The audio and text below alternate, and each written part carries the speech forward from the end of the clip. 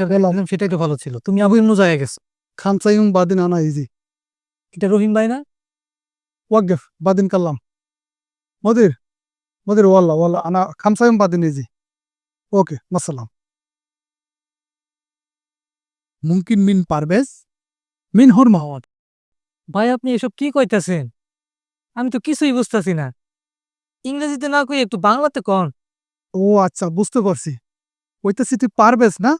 আমি পারবেশ। ও, আরে তোর লগে এটা কি তোর বউ? আমি সেটা জিজ্ঞেস করছি। এটা আমার বউ।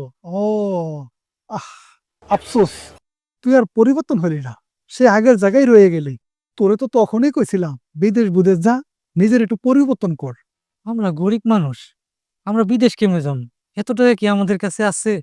আরে পাগল, বিদেশ যেতে কি এখন টাকা লাগে? উল্টা তুই আরো টাকা পাবি। কি কোন ভাই? আরে বেটা, তুই না, তোর বউ। তোর বউরে তাড়াতাড়ি বিদেশ পাঠায় দে। আমার কপিলের বাসায় একটা মাইয়া লাগবে, বুঝছো? অনেকদিন আমারে কইছি, আমার তো স্মরণ নাই। আরে তোর বউরের দিকে পরে স্মরণ হইলো যে আমার কপিলের একটা মাইয়া চাইছিল। মাশাল্লাহ, তোর বউ দেখতে অনেক সুন্দর আছে, আমার কপিলেরও পছন্দ হয়ে গো। তাড়াতাড়ি পাসপোর্টটা কইরা আমার কাছে দে। তোর বউ বিদেশ যাওয়ার আগে কপিলের বইলে 50,000 টাকা এনে দিমু, যাতে তুই দ্বীপ দিয়ে আরামে চলতে পারস। আমার বউ বিদেশ গেলে টাকা লাগবো না? আর 50,000 টাকা আপনি আমার দিবেন? আরে তোর বউরে দেখে মায়া লেগে গেছে আমার, এই কারণে অফারটা তোরে করছি। দেখিস তুই আবার কারো কাছে বলিস না, সবাই আমারে ধরবো, বুঝোস না? ভাই আপনি চিন্তা করবেন না, যত দ্রুত সম্ভব আমি পাসপোর্টটা করে আমি আপনার কাছে যোগাযোগ করব। ওকে ওকে, শুক্রান শুক্রান। সালাম। আসসালাম।